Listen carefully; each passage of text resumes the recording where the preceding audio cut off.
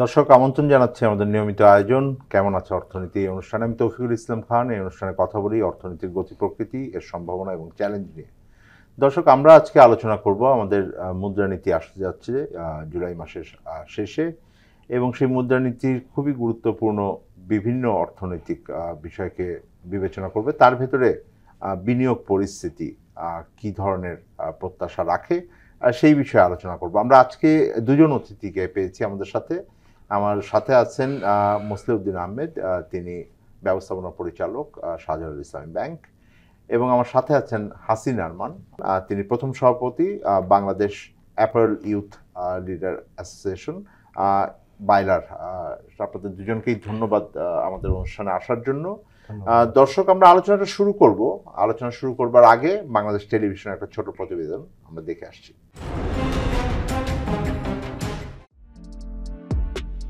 মুদ্রানীতি হলো একটি দেশের কেন্দ্রীয় ব্যাংক কর্তৃক গৃহীত এমন একটি ব্যবস্থা যার মাধ্যমে অর্থের সরবরাহ এবং সুদের হার নিয়ন্ত্রণ করে অর্থনৈতিক কর্মকাণ্ডকে স্থিতিশীল করে। ব্যক্তিগত খাতে বিনিয়োগের উপর মুদ্রানীতির প্রভাব অনেক বেশি। সাধারণত মুদ্রানীতি কঠোর হলে সুদের হার বাড়ে, যা ব্যক্তিগত বিনিয়োগকারীদের জন্য ঋণ গ্রহণ এবং বিনিয়োগে নিরুৎসাহিত করে। অন্যদিকে মুদ্রানীতি শিথিল হলে সুদের হার কমে, যা বিনিয়োগকে উৎসাহিত করে। শুধু তাই নয়, কঠোর মুদ্রানীতি তারল্য সংকট তৈরি করতে পারে, কারণ ব্যাংকগুলো ঋণ দেওয়ার জন্য পর্যাপ্ত অর্থ নাও পেতে পারে। এর ফলে বেসরকারি খাতে ঋণ প্রবাহ কমে যায়, যা বিনিয়োগের জন্য একটি বড় বাধা হয়ে দাঁড়ায়। মুদ্রানীতি বাজারের আত্মবিশ্বাসের উপর প্রভাব ফেলে। যদি মুদ্রানীতি বাজারের জন্য অনুকূল হয়, তাহলে বিনিয়োগকারীরা আত্মবিশ্বাসী হয়ে বিনিয়োগ করতে উৎসাহিত হয়। বেসরকারি খাতে বিনিয়োগ বাড়ালে কর্মসংস্থান বাড়ে, যা অর্থনীতিকে আরও শক্তিশালী করে। মুদ্রানীতি যদি বিনিয়োগকে উৎসাহিত করে, তাহলে কর্মসংস্থান সৃষ্টিতেও ইতিবাচক প্রভাব ফেলে। অর্থনীতিবিদদের মতে মুদ্রানীতি মূল্যস্ফীতি নিয়ন্ত্রণে একটি গুরুত্বপূর্ণ ভূমিকা পালন করে। সাধারণত মুদ্রানীতি কঠোর হলে মূল্যস্ফীতি কমে আসে, কিন্তু একই সাথে বিনিয়োগও কমে যেতে পারে। মুদ্রানীতি শিথিল হলে মূল্যস্ফীতি বাড়তে পারে, তবে বিনিয়োগ ও প্রবৃদ্ধি উৎসাহিত হয়।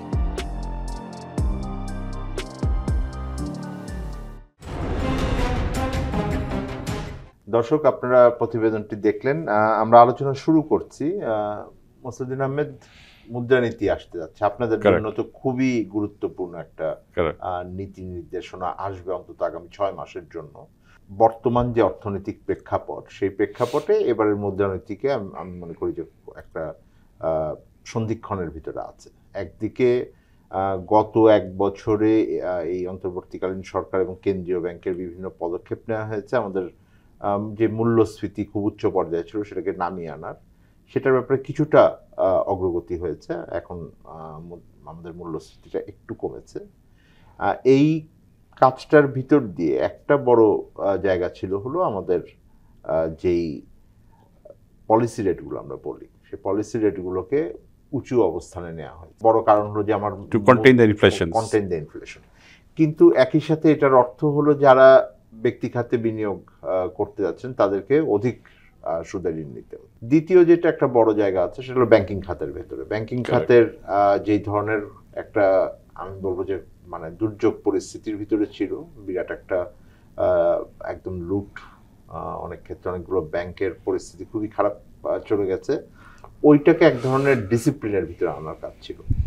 এইবারের মুদ্রানীতি যেটা আসছে, এখনকার যে অর্থনৈতিক পরিস্থিতি, যেখানে মূল্যস্ফীতি কিছুটা কমছে, আমাদের বিনিময় হারে এক ধরনের স্থিতিশীলতা এসছে, এটা বাজারমুখীও হয়েছে, এবং সেই সাথে আবার একই দিকে বিনিয়োগ এবং কর্মসংস্থানের চ্যালেঞ্জগুলো রয়ে গেছে। সার্বিকভাবে আপনি আপনার ব্যাংকের পার্সপেক্টিভে আপনি কি ধরনের প্রত্যাশা করছেন? গত 1 বছরে আপনার 5 আগস্ট অনেক নতুন স্ট্র্যাটেজি পলিসি ফর্মুলেট করা হয়েছে টু কন্টেইন দ্য ইনফ্লেশনস। মেজর ইয়েটা ছিল ইনফ্লেশন। সেই ইনফ্লেশনের ধারা কিন্তু শেষ হয়নি, স্টিল ইস আপনি 8%-এর উপরে আপনি যদি অ্যাভারেজ করেন নন এবং নন ফুড এবং ফুড এরিয়াতে। সেই কারণের জন্য আমরা দেখেছি যে স্ট্যান্ড বাই ফ্যাসিলিটি রেট, যেটা রিভার্স রেপো, সেখানে 0.5% কমানো হয়েছে। Central Bank is very much concerned about this sluggish growth of the private sector এটা এখন 7.5% মতো প্রবৃদ্ধি আছে ব্যক্তিগত এবং ঋণে। সেটা বোধহয় কয়েক দশকের ভিতরে সর্বনিম্ন।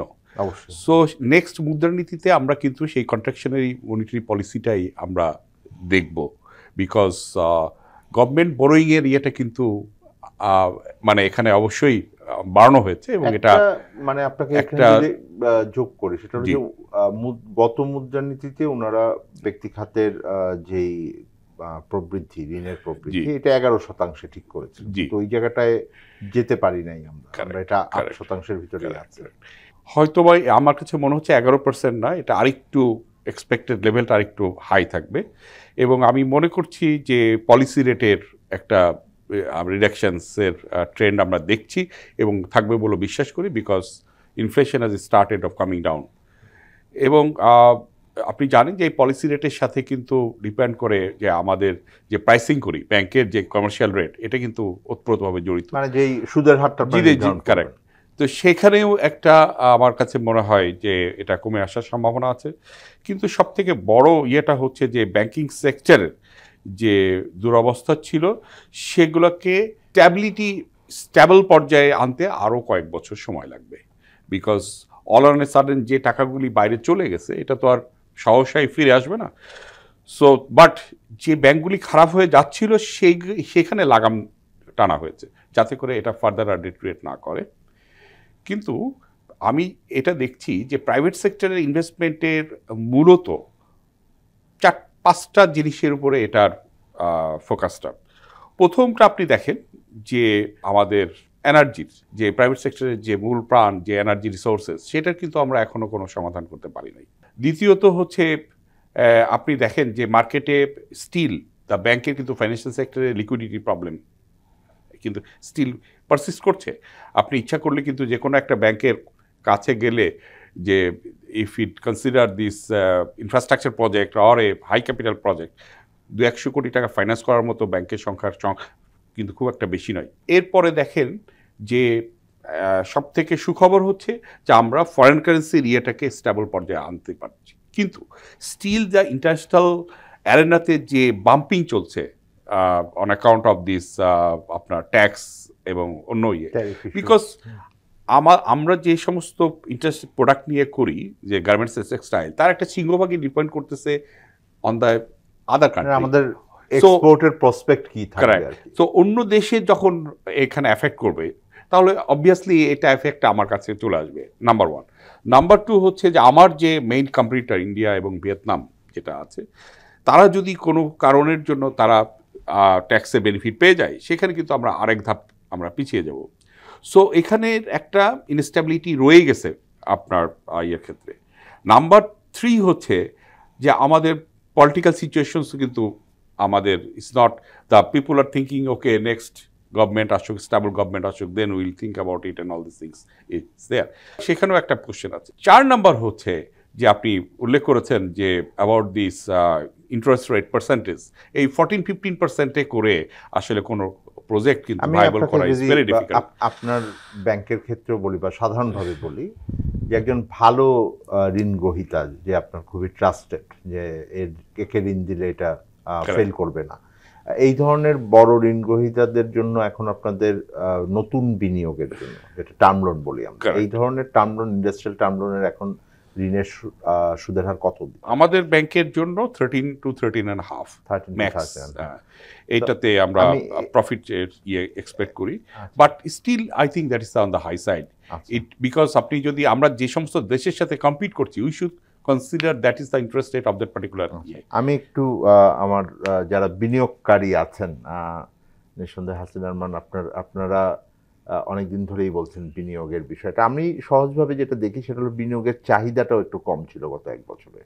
আমরা অন্তত পরিসংখ্যান ব্যুরোর কাছ থেকে যে প্রাথমিক তথ্য পেয়েছি সেটাতে আমরা দেখছি যে এই যে অর্থ বছরটা শেষ হলো জুন মাসে, সেই অর্থ বছরে ব্যক্তি খাতের বিনিয়োগ 4% মতন প্রবৃদ্ধি করেছে। সামনের যে অর্থ বছর, মানে যে অর্থ বছরটা শুরু হয়েছে জুলাই মাসে, এই অর্থ বছরে আমাদের যে লক্ষ্যমাত্রা দেওয়া হয়েছে ব্যক্তি খাতের বিনিয়োগের জাতীয় পর্যায় থেকে, সেটা প্রায় 21% প্রবৃদ্ধি করতে হবে, এটা আমাদের হিসাব। তো সেইটা যদি হয় সত্যি করে, তাহলে তো আমাদের ব্যক্তি খাতে বিনিয়োগে একটা বড় আসলে বুস্ট হতে হবে। ঋণের সুদের হার যদি কমে, এটা আপনাদের জন্য কতখানি ভালো সংবাদ? আমাদের যে ইন্টারেস্ট রেট ব্যাংকের, এই ইন্টারেস্ট রেটে আসলে বাংলাদেশের মতো জায়গায় বিজনেস করাটা অনেক ডিফিকাল্ট। বিকজ আপনি যদি এভাবে চিন্তা করেন, বাংলাদেশে আমি যদি আরএমজির পার্সপেক্টিভ থেকে বলি, বাংলাদেশে এখন পর্যন্ত প্রায় ধরেন 3000 ফ্যাক্টরি আছে যারা এক্সপোর্টে আছে আর কি। তো এই ফ্যাক্টরিগুলোর মধ্যে কম্পোজিটের পরিমাণ কিন্তু মানে যদি আপনি ওইভাবে হিসাব করেন 20-30% হাইয়েস্ট হলে, আর বাকিগুলো কিন্তু আপনার জাস্ট টিচিং ইউনিটস ওর গার্মেন্টস ইউনিট। এখন গার্মেন্টসে আপনার এই পরিমাণ মার্জিন রাখা কিন্তু অনেক ডিফিকাল্ট। সো যখন মার্জিন রাখা ডিফিকাল্ট হয়ে যাচ্ছে, তখন কিন্তু এই ফ্যাক্টরিগুলা এই ইনভেস্টমেন্ট রেট, এই ইন্টারেস্ট রেটে আপনার বিজনেস করে এই ব্যাংকের ঋণের পরিমাণটা আপনার পরিশোধ করা, ইনস্টলমেন্ট করা অনেক ডিফিকাল্ট হয়ে যাচ্ছে। সো অফকোর্স আমাদের যেটা এক্সপেকটেশন থাকবে নেক্সট মুদ্রানীতি বা থেকে, যে ইন্টারেস্ট রেটটা ধাপে ধাপে কিছুটা কমিয়ে নিয়ে আসতে হবে। তারপরে আপনার স্টেবল একটা ইনফ্লেশন রেটে যাতে থাকে, এই জায়গাটা আমাদের একটা প্রেডিকশনের জায়গাটা থাকতে হবে, যাতে আমরা বিজনেস যখন নিয়ে আসবো আমরা যাতে জানি যে ঠিক আছে আমরা নেক্সট 6 মান্থসের জন্য কি করছি। আপনাদের জন্য এই জায়গাটায় যদি আসি, মানে অনেকেই এভাবে হয়তো চিন্তা করেন না যে মানে মূল্যস্ফীতি বিনিয়োগের জন্য কতখানি গুরুত্বপূর্ণ, কিন্তু আপনাদের তো শ্রমিকদের একটা মজুরি দিয়ে রাখতে হয় যেন তারা একটু জীবনযাত্রার মানটার ভিতরে থাকেন। গত 2-3 বছরের ভিতরে যে ধরনের মূল্যস্ফীতি ছিল প্রায় 9-10% উপরে, আপনাদের মানে যে মজুরি দেন সেইটা কি ম্যাচ করে এটা? কারণ আমরা মানে জাতীয় হিসাব যেটা দেখি, জাতীয় হিসাবে দেখছি আমরা প্রায় 4 বছর ধরে, প্রায় 3-3.5-4 বছর ধরে আপনার আমার মজুরি বৃদ্ধির হার মূল্যস্ফীতির থেকে বেশ খানিকটা কম। মানে সহজভাবে যদি আপনাকে বলি, মজুরি বৃদ্ধির হারটা 6-6.5% মতো ছিল, আর মূল্যস্ফীতি ছিল 9-10%। তার মানে প্রকৃত আয়টা কম ছিল। এইটা কি এক ধরনের অসন্তোষ বা মানে ব্যবসা করার ক্ষেত্রে আপনাদের জন্য? দেখেন, আমি একটা এক্সাম্পল দিয়ে আপনাকে বলতে পারি। এখন কারেন্টলি আমাদের মার্কেটে অর্ডারসের যে অবস্থা, তাতে করে আজকেও আমার 2-3টা ফ্যাক্টরি মালিকের সাথে কথা হয়েছে যখন, তো ওনারা বেশ ভালো ভালো বায়ারদের কাজ করতেন। আগামী 2 মাস পর থেকে তাদের ফ্যাক্টরিতেও কাজ নেই। এখন আমরা যেই এক্সপোর্টটা যেটা আমরা আগামী 3 মাস পর শুরু করব, ওটা কিন্তু আমাদের এখন থেকেই হচ্ছে অর্ডার প্লেসমেন্টে যাওয়ার কথা, বাট আমরা কিন্তু ওই পরিমাণের ইনকোয়ারি পাচ্ছি না। সো এখন কি হচ্ছে, মার্কেটে যে অর্ডারগুলো আছে তারা অল্প রেটে হলেও সেই অর্ডারগুলো নিয়ে নিবে, নিয়ে নেওয়ার পর কিছু ফ্যাক্টরি কাজ পাবে না, তারা আবার সাবকন্ট্রাক্ট করবে। তো এই যে একটা ফাইন্যান্সিয়াল লস যখন হবে, তো এই জায়গাতে যদি আমরা একটা স্বল্প সুদে বা সহজ শর্তে যদি ওয়ার্কিং ক্যাপিটাল ব্যাংক থেকে না পাই ওই সময়গুলোতে, তখন কিন্তু এই জায়গাগুলোতে আমাদের লসের একটা চলে আসে। বলছিলেন যে অর্ডার কমে যাচ্ছে, এটার মানে বড় কারণ কি আমাদের যুক্তরাষ্ট্রের বাজারের ভিতরে? আমার কাছে মনে হচ্ছে ট্যারিফটা একটা ইস্যু। বিকজ অনেক যেমন আপনার ইউএস এর ওয়ালমার্ট তো অলরেডি আমাদের কিছু কাজ স্থগিত করে দিয়েছে। যে শিপমেন্টগুলো আপনার এখন বাংলাদেশ থেকে ছাড়া হবে, এগুলো যদি অগাস্টের পরে গিয়ে ইউএসএ তে ঢুকে, সেগুলো নিউ ট্যারিফের আওতায় চলে আসবে। তখন এই কারণে ওরা কিছু অর্ডার কিন্তু এখন অলরেডি স্থগিত করে দিয়েছে। আর আরেকটা বিষয়, যখন অর্ডারগুলো এখান থেকে কমে আসবে, স্বাভাবিকভাবেই তখন আপনার ফ্যাক্টরিগুলোর দেখা যাচ্ছে যে লো কস্ট বায়ারের প্রতি ডিপেন্ডেন্সিটা বেড়ে যাবে। বায়ারও এখানে একটা অ্যাডভান্টেজ পাবে, যারা মার্কেটে অলরেডি প্লেসমেন্টে যাবে, বিকজ তারাও জানে মার্কেটে অর্ডার কম, তাদের হাতে একটা লেভারেজ থাকবে। সো স্বাভাবিকভাবেই তখন কিন্তু আমাদের ওয়ার্কারদের কিন্তু স্যালারি দিয়ে যেতে হবে, আমরা কিন্তু ইচ্ছা করলেই তাদেরকে ছেড়ে দিতে পারবো না। সো ওই জায়গাগুলো যখন আমাদের ম্যাচ করতে হবে, আমার মনে হয় যে তখন আমাদের এই যে লো ইন্টারেস্ট, দেন হচ্ছে আপনার সহজ শর্তে ওয়ার্কিং ক্যাপিটাল পাওয়া বা পুনঃ অর্থায়নের সুযোগ রাখা, এই জায়গাগুলো আমাদের খুব ইম্পর্টেন্ট। আমি যদি আপনাদেরকে জিজ্ঞেস করি, ইউরোপিয়ান বাজারের যারা এক্সপোর্ট করেন, আপনাদের নিজেদেরও আছে, আপনার অ্যাসোসিয়েশনের ভিতরে নিশ্চয়ই এটা আলোচনার ভিতরে আছে, ইউরোপিয়ান বাজারের অর্ডারের পরিস্থিতি কিরকম? সো এখন ওভারঅল মার্কেটে আমার কাছে মনে হয় অর্ডারের পরিমাণটা কিছুটা কম, বাট যেই জিনিসটা হবে যে স্বাভাবিকভাবেই যখন ইউএস এর বায়ারদের উপর যে ফ্যাক্টরিগুলোর ডিপেন্ডেন্সি ছিল, তারা যখন এখন এই অর্ডারগুলো নেওয়ার ব্যাপারে একটু রিলাক্টেন্ট হয়ে যাবে, ইউরোপিয়ান বায়ারদের কাজ তখন তারা নিতে চাবে। কেন? বিকজ আমেরিকান বায়াররা ওই ট্যারিফের একটা পোর্শন হয়তো বা ফ্যাক্টরি মালিকদের উপর তারা চাপানোর চেষ্টা করবে। সো তখন যে ওই ফ্যাক্টরি যারা ফুললি আপনার ইউএস এর উপর ডিপেন্ডেন্ট, তারা কিন্তু ইউরোপিয়ান বায়ারদের কাছ থেকে অর্ডার নেওয়ার চেষ্টা করবে। যখন ইউরোপিয়ান বায়ারের কাছ থেকে অর্ডার তারা নিবে, স্বাভাবিকভাবে ইউরোপিয়ান বায়ারদের হাতে তাদের ডিমান্ড অ্যান্ড সাপ্লাইয়ের কারণে ওই তাদের হাতে একটা কম্পিটিটিভ লেভারেজটা চলে আসবে আর কি। সো তখন যেটা হবে যে স্বাভাবিকভাবে প্রাইসও কিছুটা কমে আসবে অ্যান্ড মানুষজন ইয়ে করবে। হয়তোবা যেটা হবে যে একটা পর্যায়ে গিয়ে হয়তোবা, কারণ ট্যারিফ তো আলটিমেটলি সব দেশেই বাড়ছে, সো ওই দেশের অর্ডারগুলো একটা সময় হয়তোবা বাংলাদেশে আসবে, বাট ওই ধাক্কাটা ততদিন সাস্টেন করা আমাদের জন্য মানে একটা অন্তত পক্ষে এই অনিশ্চয়তার সময়টা কতদিন হতে পারে, মানে 2 মাস 3 মাস? আমার মনে হয় আরো আরো কিছু বেশি সময় লাগবে আমাদের। আপনাদের সাথে আলোচনায় ফিরবো। দর্শক, একটা ছোট বিরতিতে যাচ্ছে। আমরা আলোচনা করছিলাম বাংলাদেশের মুদ্রানীতি আসতে যাচ্ছে, তার সাথে মিলিয়ে আমাদের বিনিয়োগ পরিস্থিতি কি হবে। আলোচনা আবার ফিরবো, আমাদের সাথে থাকবেন।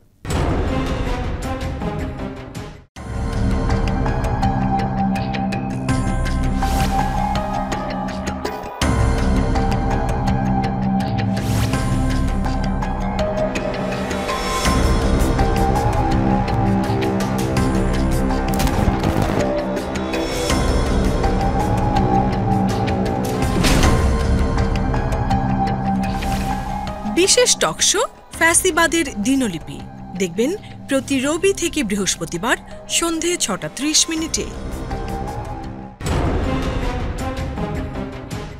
দর্শক, আমরা বিরতি থেকে ফিরলাম। আবার আমন্ত্রণ জানাচ্ছি আমাদের অনুষ্ঠান কেমন আছে অর্থনীতির আজকের পর্বে। আমি তৌফিকুল ইসলাম খান। আজ কথা বলছিলাম আমার দুজন অতিথির সাথে। আমার সাথে আছেন মোসলেউদ্দিন আহমেদ, তিনি শাহজালাল ইসলামী ব্যাংকের ব্যবস্থাপনা পরিচালক, এবং আমার সাথে আছেন হাসিন আরমান, তিনি বাংলাদেশের তরুণ গার্মেন্টস উদ্যোক্তাদের সংগঠনের প্রথম সহসভাপতি বাইলার। আপনাদের দুজনকে আবার ধন্যবাদ।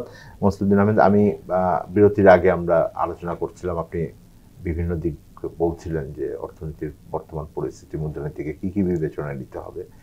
হাসিন আরমান যেটা বলছিলেন সেটা হলো যে এক্সপোর্টে এক ধরনের আমাদের অনিশ্চয়তার কথা আছে, যেটা আপনি বলছেন যে বহির্বিশ্বে বিভিন্ন ধরনের অনিশ্চয়তা আছে। একটা বড় জায়গা হলো যুক্তরাষ্ট্রের যে শুল্ক নীতি।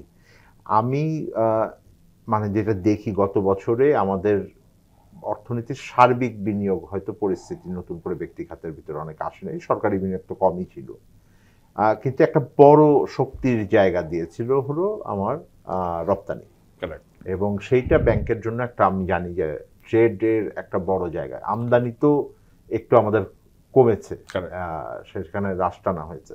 রপ্তানিটা আপনাদের জন্য নিশ্চয়ই খুব বড় বিষয় ছিল আমি বুঝি, এবং এটা ওয়ার্কিং ক্যাপিটাল থাকে, এটা ব্যাংকের জন্য অনেক নিশ্চয়তার জায়গাও, কারণ সাধারণত এটা ফেইলিওর মানে খুবই কম এটার ফেইল হওয়ার জায়গা। তো এই পরিস্থিতিতে রপ্তানির যে অনিশ্চয়তা, এটা কতখানি গুরুত্বপূর্ণ আমাদের জন্য? অ্যাকচুয়ালি আপনি তো একটা জিনিস জানেন, still as of now double digit export growth আছে, 10%, 19% গ্রোথ আছে। তো আমরা যেটা দেখছি যে বাংলাদেশের লাইফলাইন হচ্ছে দুইটা, একটা রেমিটেন্স আর একটা হচ্ছে আপনার এক্সপোর্ট।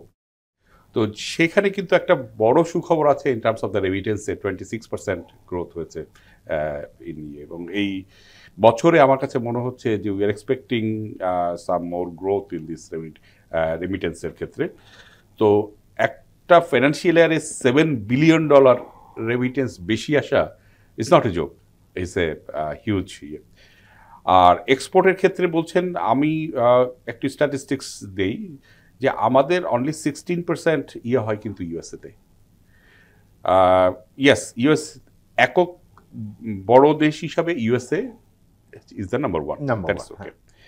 বাট আমার কাছে এর আগেও গার্মেন্টস নিয়ে অনেক অনিশ্চয়তা এসেছিল, কোটারিজম উঠে গেল, জিএসপি ইয়ে বন্ধ হলো, কিন্তু গার্মেন্টস কখনো কিন্তু নেগেটিভ দিকে যায় নাই। বাংলাদেশের এক ধরনের রেজিলিয়েন্স তৈরি হয়েছে যে এটা আমাদের যে ইয়েগুলো আছে সেখানে যাদের ইউএসএর ইয়ে আছে, but they are not frustrated.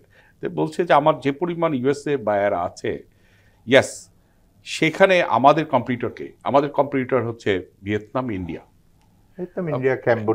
Cambodia. But সেই ক্ষেত্রে আমাদের ভিয়েতনামের চায়না আছে, বাট আমরা চায়নাকে ঠিক চায়নার উপরেও কিন্তু আপনার একই বরং এর থেকে বরং অনেক অনেক অনেক বেশি সো সেই কারণে আমি চায়নাকে আনলাম না। বাট ভিয়েতনামের ক্যাপাসিটি লিমিটেশনস আছে, কিন্তু আমাদের ক্যাপাসিটির কিন্তু আমরা কিন্তু বড়, আমাদের বেশ বড়। তো আমরা অগস্টের উই আর হোপফুল যে অগস্ট মাসে আমরা যদি ভিয়েতনাম ইন্ডিয়ার মতো একটা ইয়েতে আসতে পারি, বেটার ডিল পাই, তাহলে তো দ্যাট ইজ এখানে আমরা ইয়ে হয়ে যাব। এবং আমি ভাইয়া যেটা বললেন, আমি আরেকটা শুনেছি সে বিগ বায়ার H&M অফ ইয়ে, তারা কিন্তু আবার বলছে যে ঠিক আছে, ইজ নট দ্য ইস্যুস, আমি ট্যাক্স পারলে আমি এখানে বাড়িয়ে দেবো, I will pass it on this is that to the customer. Ultimately তো বাড়বে। হ্যাঁ, ইউএসএ তেও কিন্তু প্রোডাক্টের জীবনযাত্রার ইয়ে কিন্তু বেড়ে গেছে, আপনি ইনফ্লেশন অনেক বেড়ে গেছে। সুতরাং এই জিনিসটা কিন্তু আমাদের জন্য যেরকম ইয়ে হচ্ছে, ওদের জন্য কিন্তু এই এফেক্টটা they have to carry it out. যখন দাম বেড়ে যাবে তখন একটা ভয় আমরা এটাও দেখি যে ওখানে হয়তো চাহিদাটাও কমে যাবে। সো চায়না যদি ইম্প্যাক্টেড হয়, তাহলে কিন্তু ওখান থেকেও আমরা বেনিফিট আমরা এক্সপেক্ট করতে পারি, যে তারা তো দে হ্যাভ টু পারচেজ। আপনি বললেন যে কনজাম্পশন কমে যাবে, বা টু হোয়াট এক্সটেন্ট সেটা কমে যাবে। আরেকটা জিনিস হচ্ছে যে আমরা কিন্তু আগে রাশিয়ার মার্কেট এক্সপ্লোর করি নাই, এখন কিন্তু রাশিয়াতে ভালো এক্সপোর্ট হচ্ছে, জাপানে এক্সপোর্ট হচ্ছে, মালয়েশিয়াতে এক্সপোর্ট হচ্ছে, ইভেন চায়নাতে এক্সপোর্ট হচ্ছে।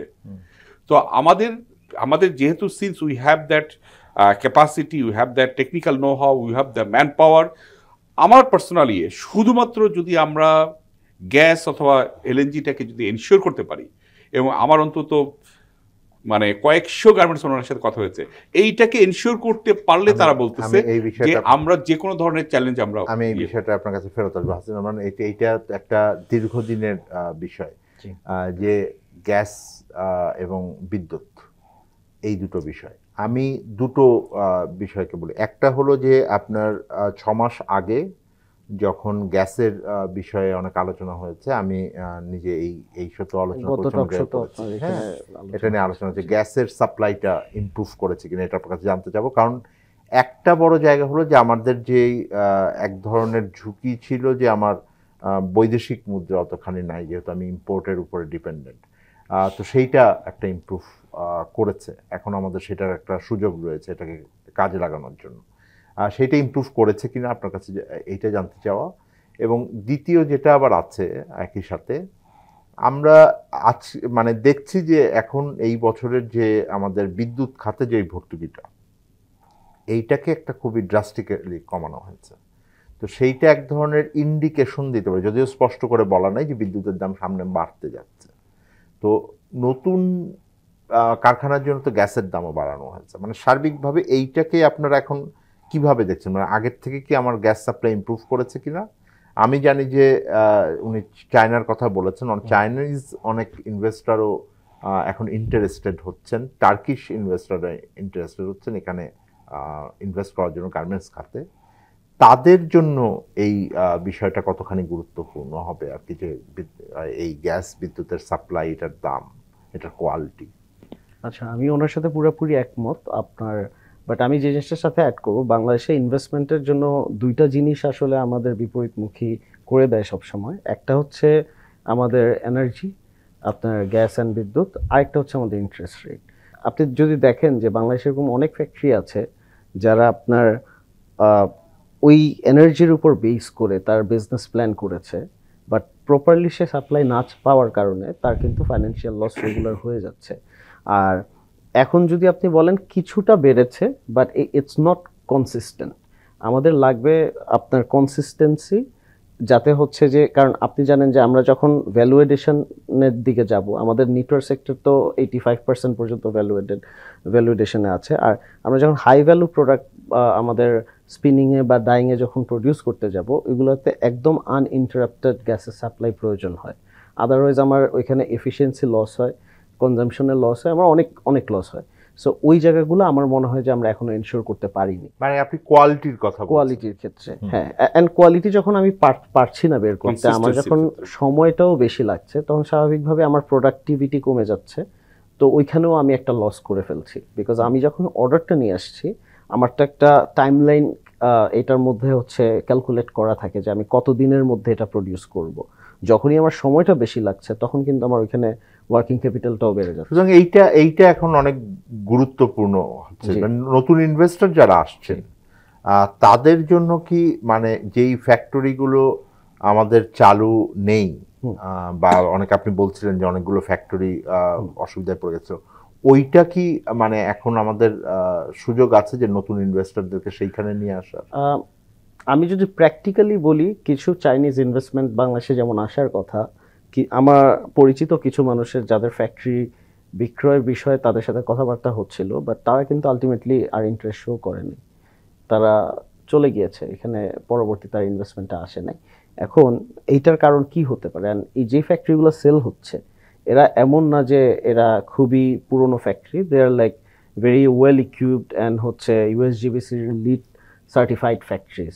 সো এই টাইপের একটা ফ্যাক্টরি যখন হচ্ছে আপনি ইনভেস্টরের কাছে সেল করতে আপনার অসুবিধা হচ্ছে, তখন this is not a good sign আমার কাছে মনে হয় আর কি। আচ্ছা, আমি আলোচনায় আবার ফিরবো আপনাদের দুজনের কাছেই। দর্শক, আমরা আলোচনায় ফেরার আগে একটা ছোট বিরতিতে যাচ্ছি। বিরতির পর আমরা অনুষ্ঠানের শেষ ভাগে আলোচনা করব আমাদের বর্তমান মুদ্রানীতি এবং বিনিয়োগ পরিস্থিতি। আমাদের সাথে থাকবেন।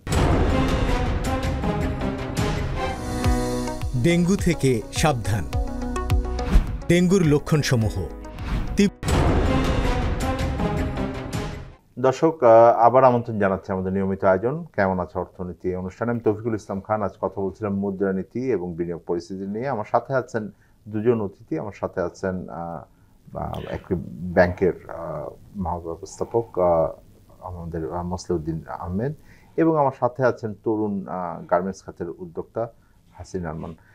হাসিন আরমান, বিরতির আগে আপনি বলছিলেন যে আমাদের যে ফ্যাক্টরিগুলোতে পুনর্বিনিয়োগের সুযোগ ছিল, সেটা পার্টনারশিপের মাধ্যমে হোক, কিনে নেওয়ার মাধ্যমে হোক, এইটা এখন অনেকেই চিন্তা করছেন, এবং কারণ হিসেবে আপনি বলছিলেন যে তার মানে কিছুটা অনিশ্চয়তা তো রয়েছে। আমি শেষ ভাগে যেহেতু একটা বড় বিষয় যেটা আছে আমরা মুদ্রানীতির ভিতরে আসবে, সেটা হলো ব্যাংকের পরিস্থিতি, এবং বেশ কয়েকটি ব্যাংকের যেগুলো দুর্বল ব্যাংক ছিল সেগুলোকে এখন একত্রিত করার কথা বলা হচ্ছে। গত 6 মাসে আমি শেষ মুদ্রানীতি থেকে এই মুদ্রানীতির যদি সময়কাল দেখি, এখানে ব্যাংক খাতের সত্যিকার পরিস্থিতি কি, এইটা অনেকখানি এখন মানে প্রায় পুরোটা বের হয়ে আসছে। ফলে আমার যেই ঋণের খারাপ পরিস্থিতি, এটাও পুরোপুরি জানা গেছে।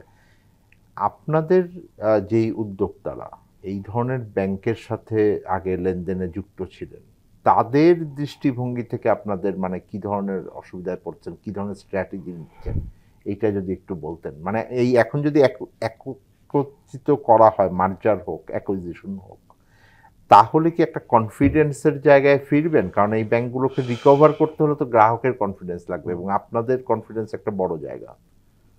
জি, আমাদের কাছে মনে হয় যে ব্যাংকের কাছে অনেক ফান্ডের শর্টেজ এখন। তো আমরা যেটা প্রতিনিয়ত সমস্যা ফেস করি, একটা হচ্ছে ব্যাক টু ব্যাকের এলসি ওপেন করাটা। সো যখন আমার একটা ব্যাক টু ব্যাকের এলসি ওপেন করতে আগে যেটা আমার একদিনে হয়ে যেত, এটা কিন্তু এখন সময় লাগছে। তো যখন সময় লাগছে, স্বাভাবিকভাবে এটা আমার লিড টাইমের উপর এফেক্ট করতেছে। লিড টাইমে যখন এফেক্ট করবে, আমার অর্ডারটা ইদার আমার অন স্কেজুল থাকছে না, তখন আমার ডিসকাউন্ট খেতে হচ্ছে, বা এয়ার শিপমেন্ট হচ্ছে, অথবা আমার অর্ডারটা ক্যান্সেল হয়ে যাচ্ছে। সো এইটা কিন্তু একটা বড় চ্যালেঞ্জ আমাদের জন্য, যে আমাদের এক্সপোর্টের বিজনেস যারা আমরা আছি। আপনি যদি হিসাব করেন যে সময়টা কেন লাগছে, সো সময়টা আসলে মাল্টিপল কারণেই লাগছে। বাংলাদেশে যদি আপনি হিসাব করেন, সব ফ্যাক্টরি যে প্রফিটে কাজ করছে, কিছু ফ্যাক্টরি ব্রেক ইভেনে কাজ করছে, হ্যাঁ, কেউ হচ্ছে সার্ভাইভ করছে। এখন ওই ফ্যাক্টরিগুলোকেও তো আসলে আমাদের পলিসি সাপোর্ট দিয়ে টিকিয়ে রাখতে হবে একটা পর্যায় পর্যন্ত। মানে আমরা তো সবসময় এক্সপেক্ট করছি যে ঠিক আছে, এই যে আনস্টেবল একটা সিচুয়েশন এখন চলছে, ইউএসের ট্যারিফ বলেন, আমাদের এনার্জির যে ইনএফিসিয়েন্সি বলেন, এসব কিছু মিলায় ব্যাংকের ইন্টারেস্ট রেট, এটা যখন একটা স্টেবল জায়গায় আসবে, তখন আমরা একটা ভালো জায়গায় গিয়ে পৌঁছাতে পারবো। তখন আপনি যদি এখন এফডিআইস এর কথা বলেন, আমরা যদি ফরেন ইনভেস্টমেন্ট, জয়েন্ট ভেঞ্চার এগুলো নিয়ে কথা বলি, একটা ফরেন ইনভেস্টর তখনই ইন্টারেস্টেড হবে আমাদেরকে ইনভেস্ট করতে যখন সে দেখবে যে আমাদের এখানে লো ইন্টারেস্ট আছে, আমাদের এখানে এনার্জি এফিশিয়েন্টলি পাওয়া যাচ্ছে, লো কস্টে পাওয়া যাচ্ছে। এই দুইটার একটা জায়গাও কিন্তু আমরা এখনো, আমার মনে হয় যে আমরা ভালো একটা অবস্থানে আসতে পারিনি। তো আমার মনে হয় ওই জায়গাগুলোতে আমরা ফোকাস করলে পরবর্তীতে আমরা একটু বেটার কোথাও নিজেদেরকে নিয়ে যেতে পারবো। ধন্যবাদ আপনাকে মসলিউদ্দিন আহমেদ। এইটা তো একটা বড় আলোচনার জায়গা আসবে, ব্যাংক মার্জ করা যাবে কিনা, অ্যাকুইজিশন করা যাবে কিনা, এবং যদি করা হয় তাহলে আমাদের গ্রাহকের কনফিডেন্স আনতে হলে আসলে কি প্রিরিকুইজিট থাকে? তার আগে একটু আমি বলেছিলাম যে এখানে পলিসি রেট কমলে হয়তো ইন্টারেস্ট রেট কমবে। ইন্টারেস্ট রেট কিন্তু আরেকটি কারণের জন্য চ্যালেঞ্জের মুখে পড়তে যাচ্ছে, because you know that this banking industry average classification rate is 25%, 24.46%.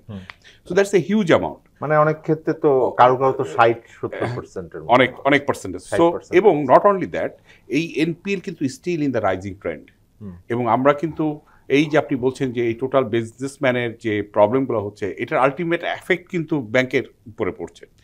একটি ব্যাংক তো আমি টাকা ফেরত পেলে না আবার ইনভেস্ট করতে যাব।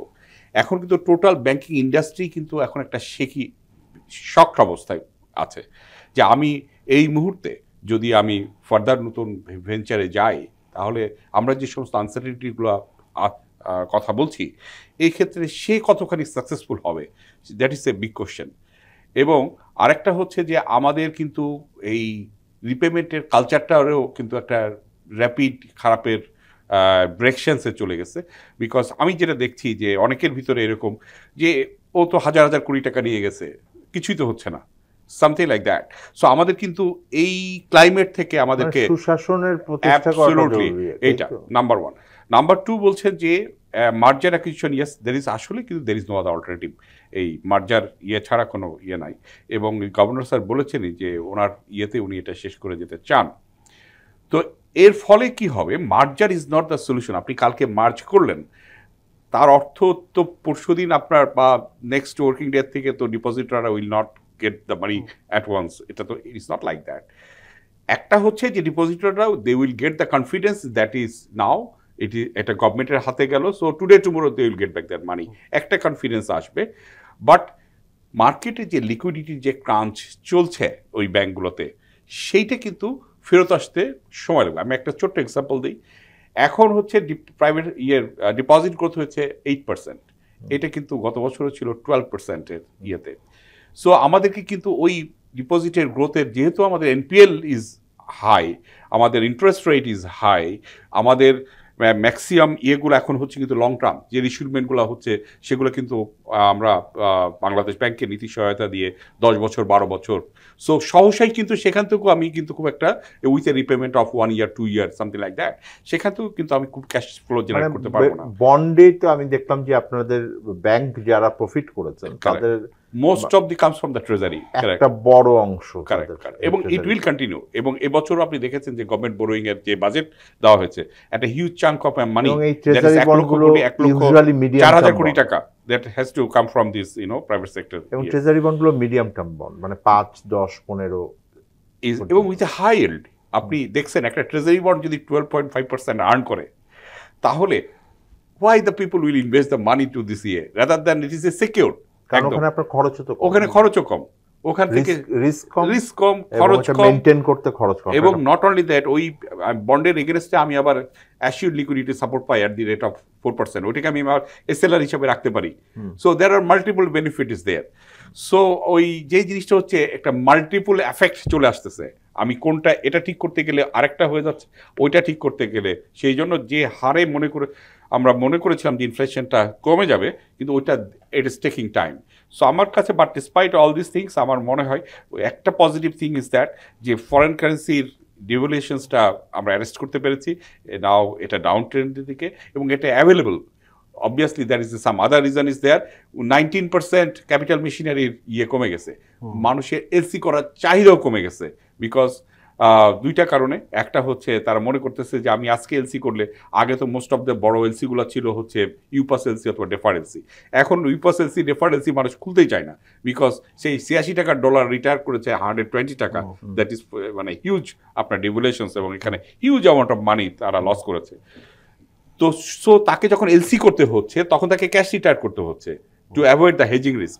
যখন ক্যাশ রিটায়ার করতে হচ্ছে, তখন they need this is a huge amount of cash inflow to their deposits. তারপরও একটা সুখের ব্যাপার হচ্ছে যে আপনি যে কোনো অ্যামাউন্টের আপনি এলসি করতে পারবেন, the dollar is available to the এবং এখন তো আপনার ডলারের আমাদের ইন্টার ব্যাংকের যথেষ্ট পরিমাণ স্পেস আছে। সো সব কিছু মিলিয়ে প্লাস মাইনাস করলে আমার মনে হয় it will be challenging year, no doubt, but on the যে it will not go the further deteriorations in this ইয়ে।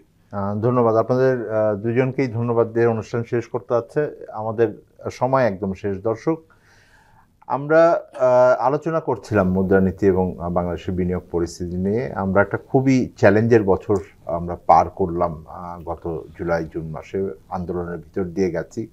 সুশাসন প্রতিষ্ঠার চেষ্টা হচ্ছে, আমাদের যেই অর্থনৈতিক খাতের ভেতরে একটা বড় ধরনের দুর্যোগ গেছে, তার ভেতরে এক ধরনের শৃঙ্খলা আনার যে প্রচেষ্টা, এটা খুবই স্পষ্টভাবে আমি মনে করি যে অন্তর্বর্তীকালীন সরকারের পক্ষ থেকে এবং কেন্দ্রীয় ব্যাংকের পক্ষ থেকে করা হয়েছে।